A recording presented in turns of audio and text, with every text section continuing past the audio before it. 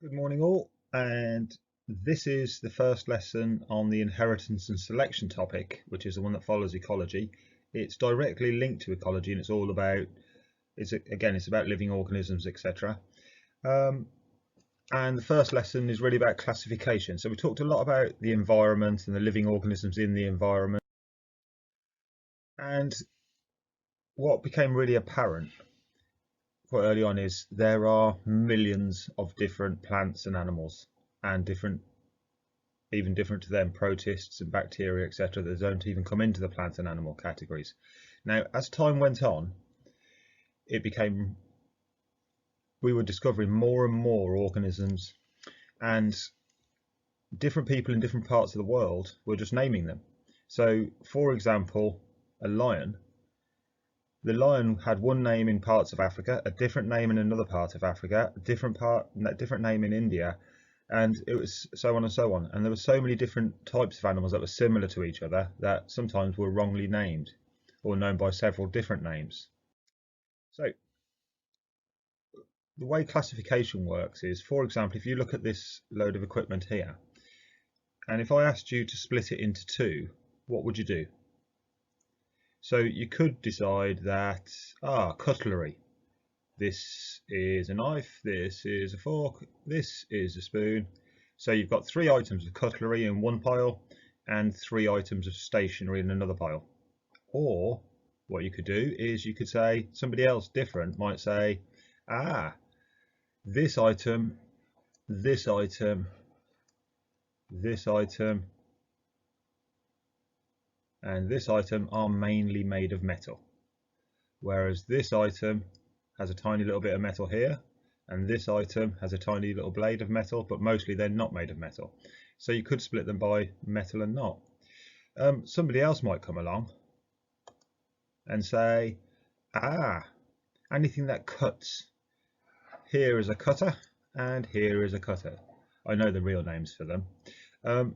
This one cuts the wood off the pencil. So now we have 3 items for cutting, the sharpener, the knife and the scissors, and then we have 3 items for not cutting, and so on and so on. So what became really apparent, and the first person to really do the work on this was, we can move past that one, why bother? If we can group them together, we'll come back to his name. His name was Carl Linnaeus, and he was a Swedish botanist in the 1700s. Now, if we could group things together, you could study them easier. You could make more sense of things. We could work out how different things are related. So everybody says, we are related to chimpanzees, but how do we know that? And we'll come back to that. It helps us to recognize the range of biodiversity, and really importantly, it gives us a common language. So if everybody uses the same name for a lion and agrees it belongs in the same group, etc., then we can look at other species of animal that are very closely related to the lion, like the tiger, like the leopard, like the jaguar, and then animals that are less closely related, like the wolf or the sort of dog based animals, a coyote, fox, etc. My name is Carl Linnaeus, and I came up with a classification system that is still used now. Well, there's so many different living organisms, and different people from different places call the same animal or plant by a different name. It's getting very confusing.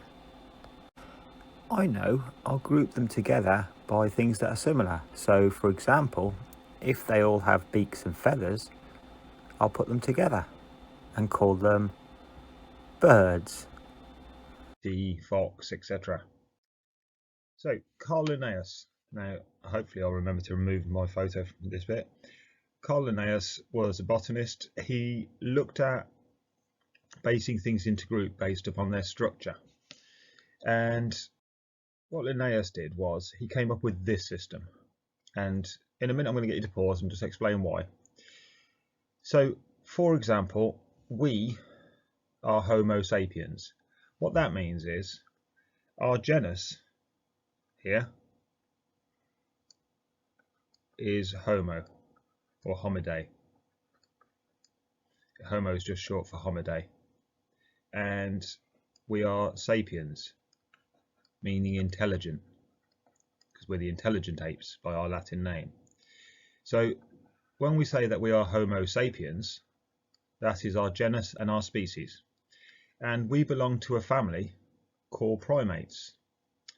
We belong in the animal kingdom.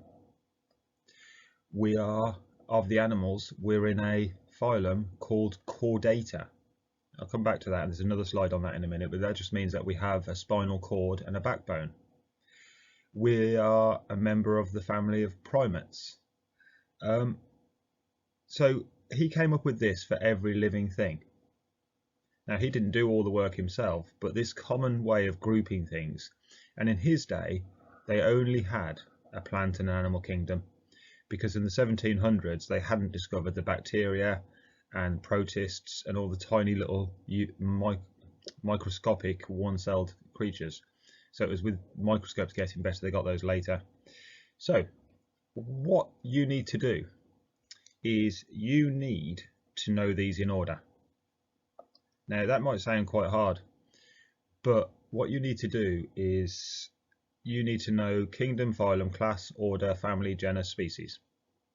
In that order, from top to bottom, a kingdom being the biggest, then different families of creatures, like I said, primates, and then down here the individual genus and species.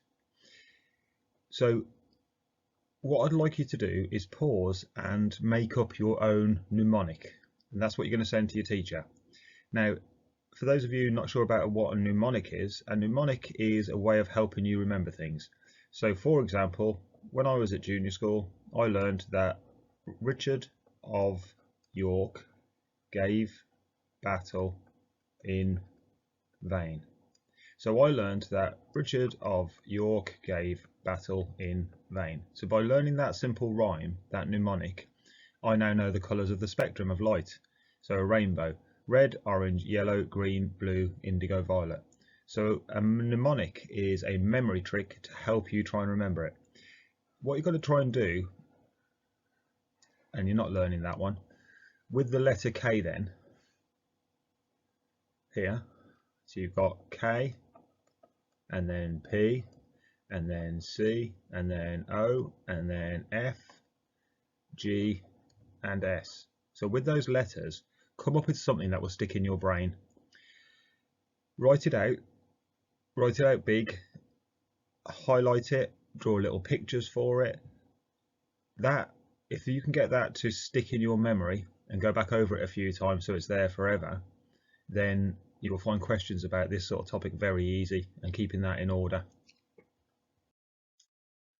And as I was saying, it got very complicated. So here, for example, of the animal kingdom that they knew at the time, I'm not saying that they knew all these ones.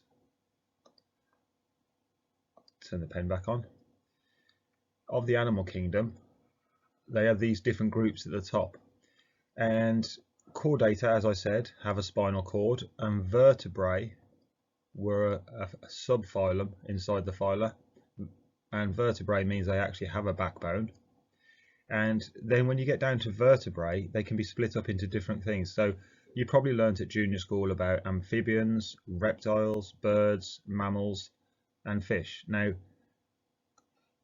those four, amphibians, reptiles, birds, mammals, inside, fish are actually split into bony fish and cartilaginous fish, and that happened later on, and then a couple of other different types of fish, lampreys and hagfish, because they're so different to each other they actually form their own classes. And I don't mean school class, I mean class as in from that Linnaeus classification system, class.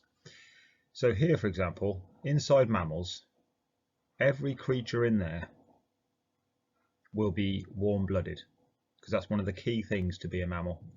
One of the other key things to be a mammal is to have mammary glands and feed milk to your young. So there's certain key features that make you a mammal, and then within mammals there are different families.